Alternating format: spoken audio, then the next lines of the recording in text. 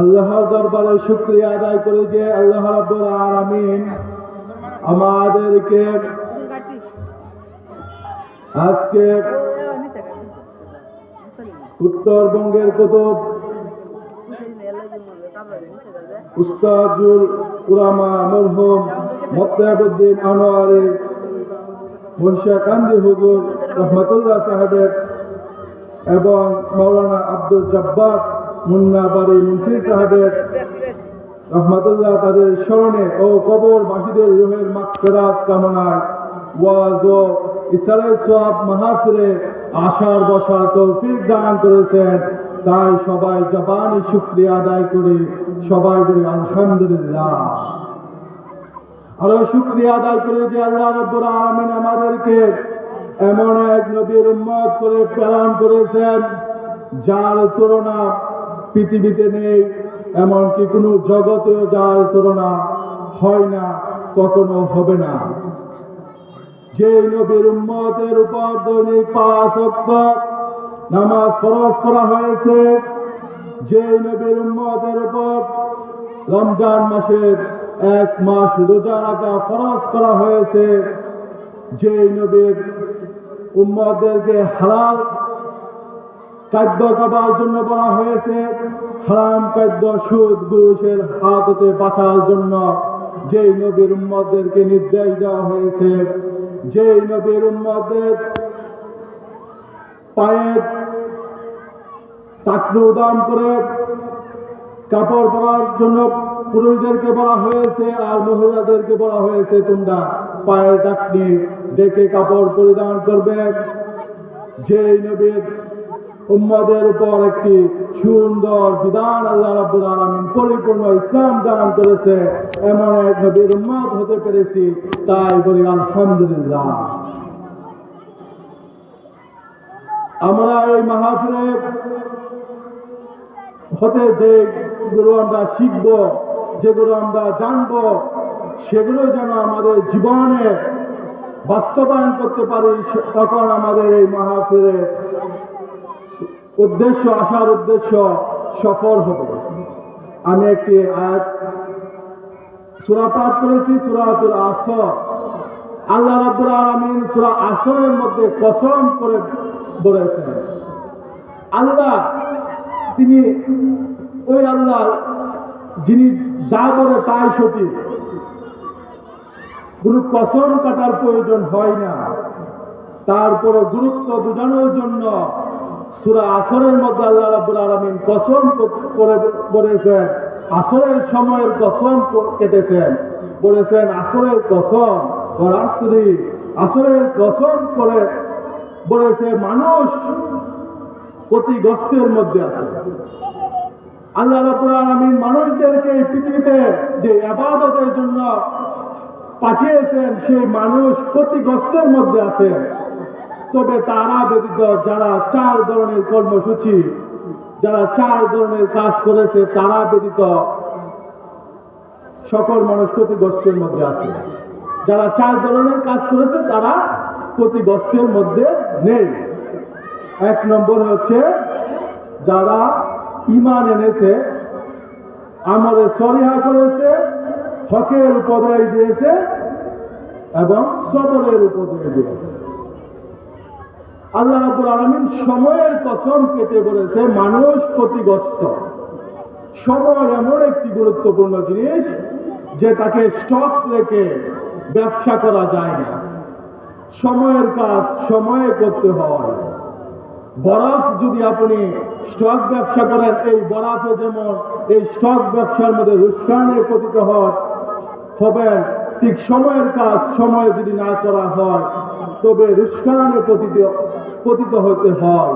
তাই মানুষের যে মূল্যবান সময় অর্থাৎ জীবন, তার আয়ু, তার জীবনের কসম করেছেন। আল্লাহ রাব্বুল আলামিন জন্ম থেকে মৃত্যু পর্যন্ত একটা মানুষের নির্ধারিত সময় দিয়েছেন, একটা পুঁজি দিয়েছেন। সে আমি আপনি কতদিন পুঁজি পেয়েছি, কতটুকু সময় পেয়েছি, আল্লাহ ঠিকই নির্ধারণ করে দিয়েছেন, কিন্তু আমি আর আপনি জানি না। এই সময়ের কসম করে বলেছেন মানুষ ক্ষতিগ্রস্ত। তারা ব্যতীত যারা ঈমান এনেছে, ঈমান এক নাম্বার হচ্ছে সময়ের মধ্যে, জীবনের মধ্যে আমরা এই জীবন পেয়েছি, সেই জীবনের মধ্যে লাভবান হতে হইলে এক নাম্বার কাজ করতে হবে, ঈমানকে আমাদেরকে সঠিক রাখতে হবে। ঈমানের প্রথম বিষয় হচ্ছে কালিমায়ে তায়বা। ঈমানের এক নাম্বার মাসলা হচ্ছে কালিমায়ে তায়বা, লা ইলাহা ইল্লাল্লাহু মুহাম্মাদুর রাসূলুল্লাহ সাল্লাল্লাহু আলাইহি ওয়াসাল্লাম। আল্লাহুম্মা সাল্লি আলা সাইয়্যিদিনা মাওলানা মুহাম্মাদ ওয়া আলা আলি সাইয়্যিদিনা মাওলানা মুহাম্মাদ। পৃথিবীর যত মানুষ আছে এক নাম্বার বিশ্বাস করতে হবে আল্লাহ এক। যারা আল্লাহ এক বিশ্বাস করবে না তাদের জীবন বরবাদ, তাদের নেক আমল, তাদের নামাজ রোজা মানব সেবা সব কিছু কোনো কিছু আল্লাহর কাছে গ্রহণ হবে না। সকল মানুষ বিশ্বাস করতে হবে আল্লাহ এক, একক, তাহার কোনো শরীক নেই, আল্লাহ একজন। ইসলাম ছাড়া, মুসলমান ছাড়া সমস্ত জাতি সেই ঘুরে পতিত আছে, তারা আল্লাহকে নিয়ে, সৃষ্টিকর্তা নিয়ে ঘুরে পতিত আছে। মুসলমানদের একমাত্র, তাই মুসলমানদের একমাত্র মনে রাখতে হবে সকল কিছুর মালিক, চাওয়া পাওয়ার পূরণের মালিক, রিজিকের মালিক, মৃত্যুর মালিক, জীবনের মালিক, সুস্থতার মালিক, সন্তান দেওয়ার মালিক, চাকরি দেওয়ার মালিক, সকল কিছুর মালিক হচ্ছে একমাত্র আল্লাহ। আল্লাহর উপর ভরসা করতে হবে। অনেক অনেক ধর্মের লোকেরা আছে, তারাও সৃষ্টিকর্তাকে একজন মনে করে।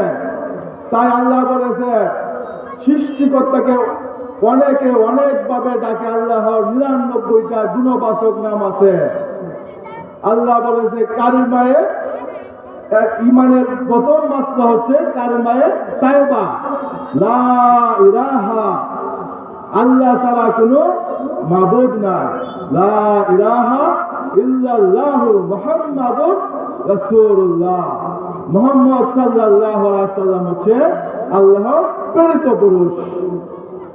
আপনি মানলেন আল্লাহ একজন, তাই আল্লাহ ইবাদত করবেন। কিভাবে ইবাদত করবেন?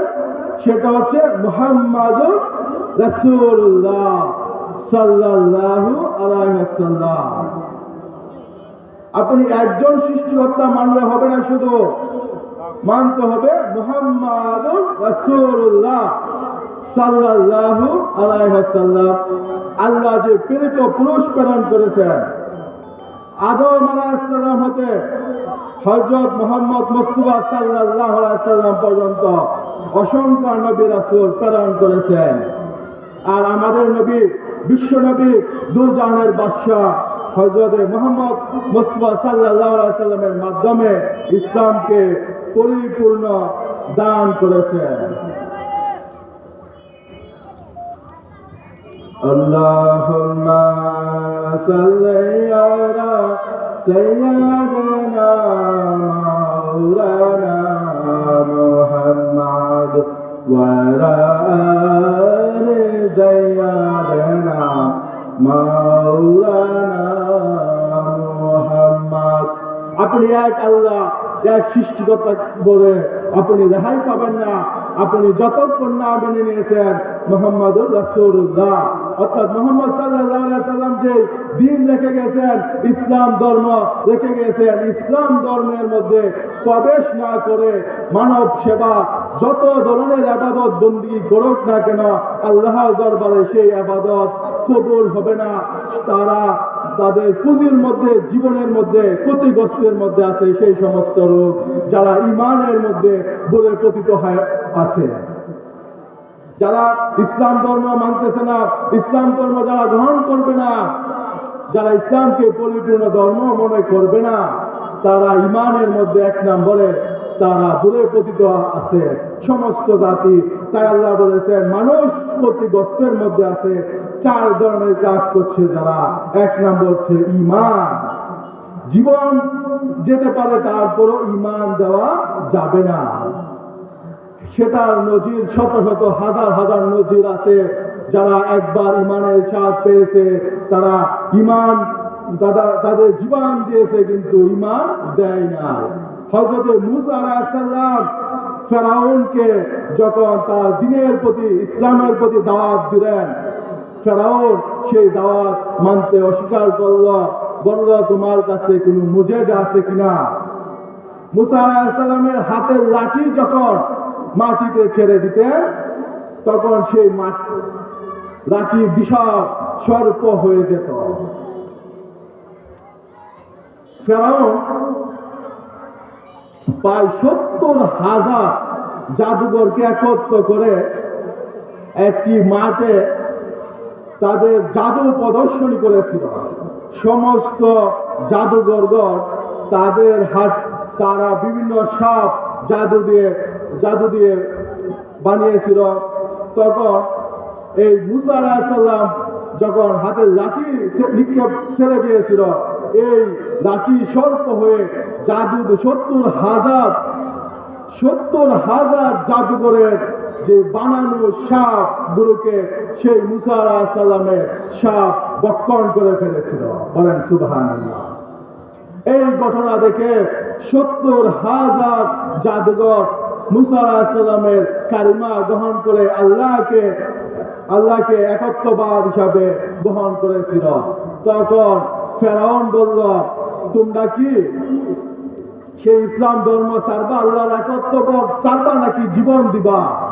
কিন্তু তারা জীবন দিয়ে দিল, কিন্তু এই ফেরাউনের হাতে জীবন দিল, অথচ তারা ঈমান দিল না। তাই মানুষ ক্ষতিগ্রস্তের মধ্যে আছে। আল্লাহ বলেন 4 ধরনের কাজ যারা করেছে তারা ব্যতীত। 1 নাম্বার হচ্ছে ঈমান। তাই ঈমানের ব্যাপারে কোনো আপোষ চলবে না। যেখানে শিরক কাজ হবে, যেখানে আল্লাহর সাথে শরীক করা হবে, সেখানে কোনো সাহায্য সহযোগিতা করা যাবে না। একজন মুসলমান হিসাবে মানব সেবা করতে পারেন। একজন মুসলমান হিসাবে যেই ধর্মেরই হোক না কেন, অসহায় দরিদ্র মানুষদেরকে আপনি টাকা পয়সা দিয়ে সাহায্য সহযোগিতা করতে পারবেন, এতে কোনো বাধা নেই। কিন্তু যেখানে আল্লাহর সাথে শিরক করা হবে, আল্লাহকে বাদ দিয়ে অন্য কোনো কিছুর ইবাদত করা হবে, সেখানে কোনো সাহায্য সহযোগিতা করা যাবে না। যদি সাহায্য সহযোগিতা করেন তাহলে মনে করবেন আপনার ঈমান নেই, ঈমান চলে গেছে। আল্লাহুম্মা সাল্লি আলা সাইয়্যিদিনা মাওলানা মুহাম্মদ ওয়া আলা আলি সাইয়্যিদিনা মাওলানা মুহাম্মদ। নূর নবীজির আগমনে আনন্দিত সবার মনে, খুশি হইল রাত্র দিনে মুহাম্মাদুর রাসূলুল্লাহ। আল্লাহুম্মা সাল্লি আলা সাইয়্যিদিনা মাওলানা মুহাম্মদ ওয়া আলা আলি সাইয়্যিদিনা মাওলানা মুহাম্মদ। তারপর 4 ধরনের কর্মসূচির মধ্যে আমলে সরেহা হচ্ছে 2 নম্বর কর্মসূচি। যারা ঈমান এনেছে তাদের রয়েছে আমলে সরেহা, সৎকর্ম। সৎকর্ম কি? আল্লাহ রাসূল সাল্লাল্লাহু আলাইহি ওয়াসাল্লামের মাধ্যমে যে দিন, পরিপূর্ণ দিন ইসলাম ধর্ম রেখে গিয়েছেন, সেই ইসলাম ধর্মের অনুসারে জীবন পরিচালিত করা। আল্লাহ রাসূল সাল্লাল্লাহু আলাইহি ওয়াসাল্লাম বিদায় হজের সময় বলেছেন উম্মতদেরকে আমি তোমাদের নিকট দুইটি জিনিস শেখে যাচ্ছি, কোরআন এবং হাদিস। যতদিন পর্যন্ত তোমরা কোরআন এবং হাদিসকে আঁকড়ে ধরবা, কোরআন এবং হাদিসের অনুসারে জীবন পরিচালিত করবা, ততদিন তোমরা পথ হারা হবা না, তোমরা সঠিক পথে থাকবা। সেই কোরআন এবং হাদিস আল্লাহ রাব্বুল আলামিন আমাদেরকে রাসূল সাল্লাল্লাহু আলাইহি সাল্লামের মাধ্যমে রেখে গেছেন। এই কোরআন এবং হাদিসের মূলত যে ইসলাম ধর্ম, পরিপূর্ণ ইসলাম ধর্ম, সেই ইসলাম মধ্যে আমাদেরকে জীবন পরিচালিত করতে হবে। ঈমানের পরে যে আমলে সরিহা সৎকর্ম যারা করেছে, সৎকর্মের মধ্যে এক নম্বর হচ্ছে নামাজ। সব কিছুর পূর্বে হচ্ছে এলেম। নামাজ কিভাবে পড়বেন, কিভাবে আল্লাহর ইবাদত করবেন, আল্লাহ যে একক, কোন আল্লাহ, আল্লাহ যে প্রকৃত পরিচয় কি, আমাদের প্রিয় নবী সাল্লাল্লাহু আলাইহি সাল্লামের যে ভালোবাসা, সেই ইসলাম ধর্ম কি, নামাজ কিভাবে পড়বেন, রোজা কিভাবে রাখবেন, সমস্ত বিষয় জানতে হলে প্রথমে হচ্ছে এলেম শিক্ষা করতে হবে। তাই তো রাসূল পাক সাল্লাল্লাহু আলাইহি সাল্লাম সমস্ত উম্মতদেরকে বলে গেছেন, তালাবুল ইলমি ফারিদাতুন আলা কুল্লি মুসলিমিন ওয়া মুসলিমাত। প্রত্যেক মুসলমান নর নারীর উপর আবশ্যক পরিমাণের মেয়াদিন শিক্ষা করা ফরজ। তারপর আমলের শরিয়ার মধ্যে হচ্ছে নামাজ, যাকাত। যাদের উপর যাকাত ফরজ, তাদেরকে হিসাব মতে যাকাত পরিশোধ করিতে হইবে। আপনি বৎসরে কিছু কাপড় দিয়ে দিলেন, কিছু লুঙ্গি দিয়ে দিলেন, সেটা যাকাত আদায় হবে না। কাপড় লুঙ্গি দিলে যাকাত আদায় হবে না। যাকাতের হিসাব করে, হিসাব অনুযায়ী যে সম্পদ আসে, এই সম্পদ যাকাত পাওয়ার উপযুক্ত ব্যক্তিদের কাছে, উপযুক্ত ব্যক্তির কাছে হস্তান্তর করতে হবে। আল্লাহুম্মা সাল্লি আলা মাওলানা মুহাম্মাদ ওয়া আলা আলি সাইয়্যিদিনা মাওলানা মুহাম্মাদ। সেই যাকাতের মাত্রা অনুযায়ী যাকাত আদায় করতে হবে। তারপর হচ্ছে হজ। যাদের উপর হজ ফরজ, তাদেরকে হজ আদায় করতে হবে। বর্তমানে একটি রেওয়াজ এসে গেছে, উমরা হজ। অনেকে মনে করতেছে উমরা হজ আদায় করলে হজ আদায় হয়ে যাবে, সেটা তাদের ভুল ধারণা। উমরা হজ হচ্ছে নফল সওয়াব পাবেন, কিন্তু যাদের উপর হজ ফরজ, তাদের হজ আদায় হবে না। তাই যাদের উপর হজ ফরজ, তারা হজ আদায় করতে হবে। এমন ভাবে ইসলামের যতগুলো কাজ আছে, আমলে সরিহা আছে, সেই আমলে সরিহা গুলো করতে হবে। সৎ স্বভাবগুলো, অন্তরের কিছু সৎ স্বভাব আছে, সেই সৎ স্বভাবগুলো অর্জন করতে হবে। তওবা হাসিল, সবসময় তওবা করতে হবে, অহংকার ছাড়তে হবে, গীবত ছাড়তে হবে। অন্তরের কিছু অসৎ স্বভাব আছে, সেই অসৎ স্বভাব পরিহার করতে হবে। কিছু সৎ স্বভাব আছে, সেই সৎ স্বভাব অর্জন করতে হবে। সেটা হচ্ছে আমলে সরিহা যাহারা করবে। ঈমানের পরে আমলে সরিহা যাহারা করবে, তাহারা ক্ষতিগ্রস্তের মধ্যে নেই। তারপরে 3 নাম্বার হচ্ছে হকের উপদেশ দেওয়া।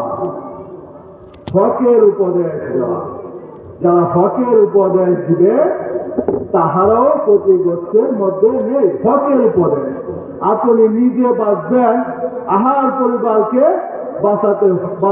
বাঁচাইতে হবে। আল্লাহ বলেন, কু আনফুসাকুম ওয়া আহলিকুম নারা। তোমরা নিজেরা নিজেদেরকে জাহান্নামের আগুন থেকে বাঁচাও এবং তোমাদের আহার পরিবারদেরকে জাহান্নামের আগুন থেকে বাঁচাও। অর্থাৎ নিজে সঠিকভাবে চলো, সঠিক ঈমান রেখে আমলে সরিয়া করা এবং আহার পরিবারকে তাবলিগে কাজ করা। তাবলিগে কাজ সকলের উপর খরচ।